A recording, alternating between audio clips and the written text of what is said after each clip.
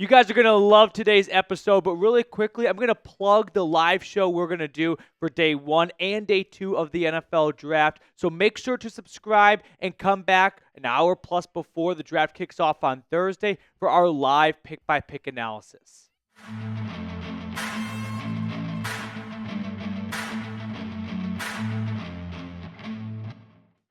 I know two things. One, I know what I'm about to say is very petty. Two, I know the Browns don't have a lot to stand on right now, but I think we can all admit that the Pittsburgh Steelers being catfished by Aaron Rodgers would be a very nice touch to the offseason. If you missed it, Rodgers was on the Pat McAfee show, which it was funny to see Steelers fans flock towards it, thinking, oh, he's going to make the announcement. He's going to reveal that he is joining the Steelers right before the draft. Instead, it was not close to that at all. In fact, he talked about possibly retiring and that he's got some stuff going on in his personal life, and he is still considering all his options. And no Steeler fan walked away from that feeling confident that Rodgers is going to sign with them. And at this point, there aren't many better options out there. And right now, Pittsburgh is all in on Rodgers being their quarterback. And if he leaves them at the altar, I don't know what Pittsburgh pivots to, but it won't be a very good pivot.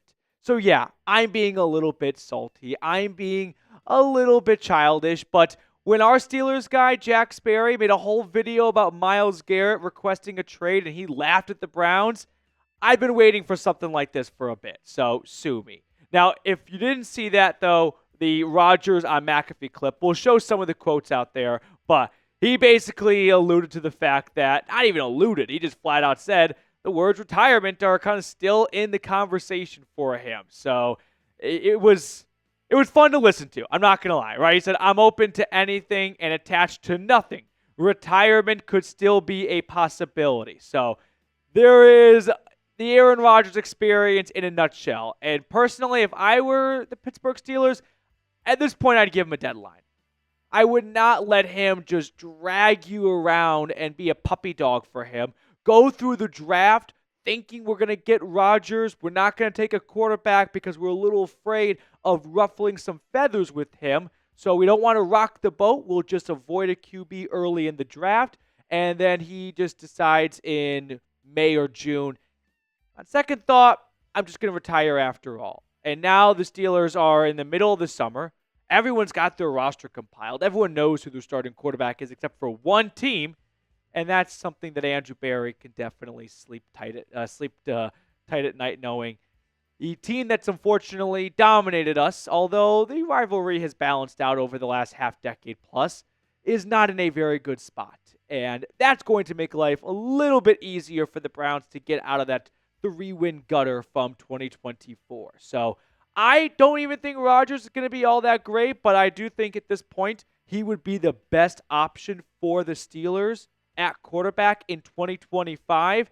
He comes off a year where there's just not a lot to talk about here. I mean, 28 touchdowns, 11 interceptions. For his standards, is on the lower end. I do think some of that blame can be placed on what the Steelers were doing offensively with a horrible offense, but the guy is 41, turning 42 years old. If that's really the best option you have at quarterback and it falls through, it's not going to be pretty watching Mason Rudolph as plan A for 17 games this season, because that's who's next in line for the Steelers, unless they trade for Kirk Cousins. And this is where things can get a little bit complicated for me personally, because I'm not going to pretend like I didn't spend the last 6, 7, 8 weeks talking about the Browns in pursuit of Kirk Cousins and how I think that would be a good trade for Cleveland. Now that it appears to be mostly dead, I won't say completely dead, but very dead. The analogy I gave is like when a bad guy in the movie shoots one of the good guys and then is about to shoot the other good guy, but the guy they shot first is actually still alive and then shoots him, and then the good guy dies after that. That's where Kirk Cousins currently is. It's the good guy in the movie. They get shot, then shoots the bad guy, and then dies like a minute afterwards, but his girlfriend survives or something like that. Okay, before I talk more about Kirk Cousins, though, I do have to give a quick shout-out to our friends over at Mando. Spring is in the air. The weather is warming up. I've walked to work every single day this week, and I don't want Reed to be in a smelly studio with me. So I've got Mando waiting for me at my desk. That way I can kick that bad odor to the curb. Mando's also going to give the Dog Pound an awesome special offer. New customers get $5 off a starter pack with our exclusive code CHAT. I put the link for that, which is shopmando.com, in the comments and description of today's video. They've got whole body deodorant that is safe to use anywhere on your body. I'm talking your pits, your you-know-whats, your thighs, your fold, your belly buttons, your butt cracks, and your feet. So make sure you check out Mando Starter Pack today because it is perfect for new customers. It comes with a solid stick deodorant, cream tube deodorant, 2 free products of your choice, and free shipping. As a special offer for our listeners, new customers get $5 off a starter pack with our exclusive code CHAT. That equates to over 40% off your starter pack when you use code CHAT at shopmando.com. shopmando.com.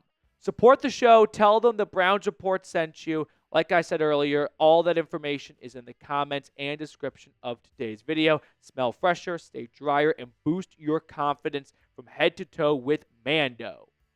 So let's revisit Kirk Cousins, but not from a Browns perspective, but potentially from a Steelers perspective. And I know that this is becoming a little bit of a Steelers-centric show, and I promise to land the video with a more Browns-geared angle to the ending. But Cousins still with the Falcons, and it doesn't appear to have a very clear ending at the moment. I mean, the short version here, the elevator speech is Cousins benched. Cousins publicly says he had an injury at the end of last year. That was not known information, which makes it look kind of bad on the Falcons for not sharing that he was playing through an injury last year, except for one time when he hopped up in the injury report. But it makes a bit of an alibi for Kirk for the reason he played so poorly down the stretch before he got benched for the rookie Michael Penix. And then Cousins spoke with the owner, Arthur Blank, asked to go play for a different team. So he has expressed a lot of interest in getting out of Atlanta. And the Steelers, at this point, if they do not land Aaron Rodgers, would be very desperate for a quarterback. In fact, so desperate to the point that they might even overpay for a quarterback like Cousins, who'd had an awful ending last year, who's coming off a shoulder, an elbow, and an Achilles injury all in the last 18 months. Andrew Berry, at the end of the day, picked Joe Flacco over Kirk Cousins. That's the way I'm going to look at it.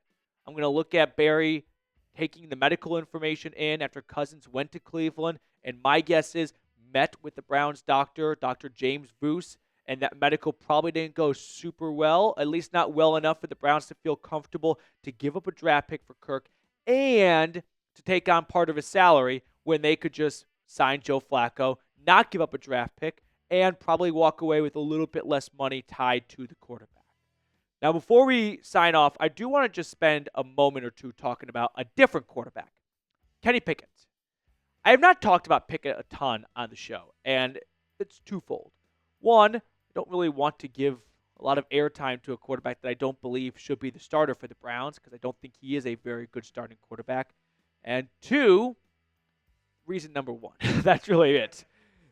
I don't want to start giving people ideas that Pickett could be a good starting quarterback for Cleveland. And Kenny, if you're watching, I never say this to your face. I would be a coward that just hides behind a YouTube camera. But yeah, I don't believe Kenny Pickett should be the Browns starting quarterback going into training camp or should be viewed as plan A for the Browns. However, I don't think the Browns see eye to eye with me. I think the Browns look at Kenny Pickett as a former first-round pick who has more success, within him than people believe. And I also think they look at Kenny Pickett as potentially this year's Geno Smith, right? Or this year's Baker Mayfield, right? Someone that was viewed as trash, disregarded, backup at best, out of the league soon, and next thing you know, He's Sam Darnold leading the Vikings to 14 wins and 35 touchdowns and a playoff appearance. I'm guessing every team is searching for that next quarterback because there's a pattern. I mean, 3 straight off seasons of a team taking a chance on a quarterback that most other people have kicked to the curb. First, it was Geno Smith. They traded away Russell Wilson. They brought in Drew Lock, and people thought Drew Lock would be the starting quarterback. Then Geno was fantastic for Seattle, secures a second contract with the team or another contract with the team, gets traded to the Raiders. He gets a new contract from them. And then the next offseason, the Buccaneers signed Baker to $5 million. He was competing with Kyle Trask for the starting gig. And look where he is now. And then most recently, we had Sam Darnold go to the Vikings after being a backup and a former top pick in 2018. I'm thinking the Browns and all teams are working their tails off to go, what's going to be the next Baker, the next Geno, the next Darnold? And let's get them on our team because you get great production for a very little investment. And that's not a bad strategy to have, but I think it could be compared to, hey, one time at roulette, I hit on 31. So I'm just always going to bet on the number inside and hope it hits. You might get lucky sometimes, but if that's plan A, I don't like that plan. So who do you think should be the starting quarterback week 1? I would say Joe Flacco, but let me know between Pickett and Flacco who you think should be QB1 out there. Let's wrap up the video by picking a card. Reed, let me know which card you want to go with. Not that one, he says. How about 9 of clubs? I'm going to go with 3 of clubs. 10 of clubs. 10 of clubs. I'll see you guys later.